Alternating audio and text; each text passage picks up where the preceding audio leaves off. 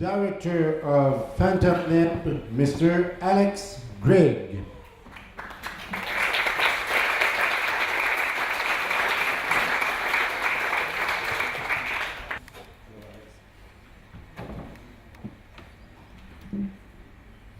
Hello. Alex, did you have the title of the film at the very beginning? Yeah, that's kind of the starting point.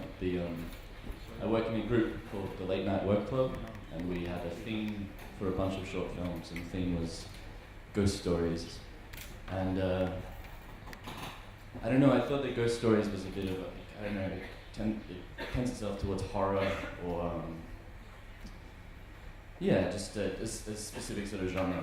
So I was trying to make something a little bit away from that, and the way that I started the process was coming up with the name and sort of a vague premise, and then sort of started to find a direction within that.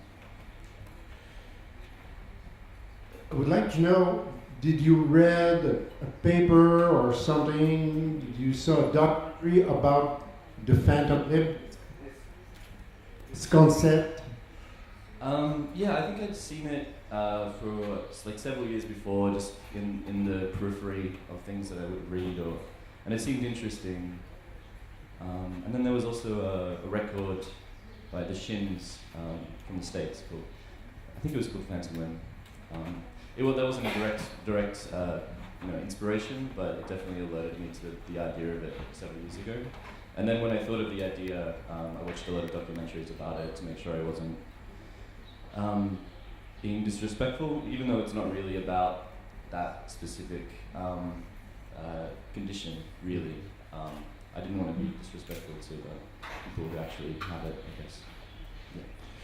I'd like to ask you a question about the visual style of the film. Did you found this style expressly for just for the film, or it is your own and personal style?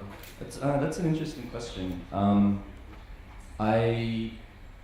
This is the first sort of big personal project that I've done, and I don't feel confident that I have a specific voice yet.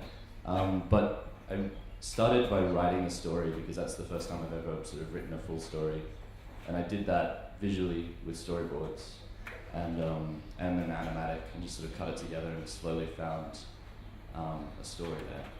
And then once I sort of had the story, I had a really clear idea of how I wanted it to feel visually, and then developed a look based on that feeling.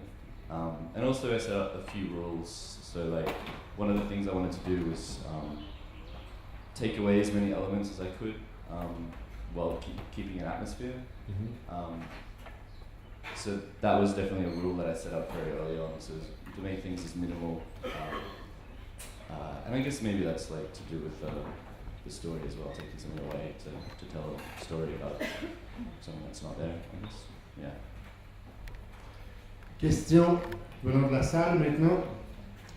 I thought that was a really interesting concept to take what's a phantom limb and instead make it like a sympathetic limb. I mean, it's not the person fantasizing about his own limb, but it's equivalent to like a sympathetic pregnancy. Yeah. I looked up that concept as well when I was making it. And that made it, I think, that much more interesting. So I was just curious as to whether that had been on my mind. Yeah, I think when I first thought of the name, I thought that there was a very obvious story, which was someone with a phantom limb, and the limb is a ghost. And that didn't appeal to me at all. I think that would be a sort of very direct, sort of just a play on words. So the story of like a couple and the sympathetic, and it's not, I don't know, it's almost like it's not sympathetic, obviously, in the normal sense of the word, I guess, but it's I think it's that unexplained sort of doing things that you're not quite understanding and blaming something that you shouldn't be blaming or something. Yeah, it was on my mind, definitely. And the sympathetic pregnancy was definitely something that I looked at. So, thank you very much, Alex. It was great to have you.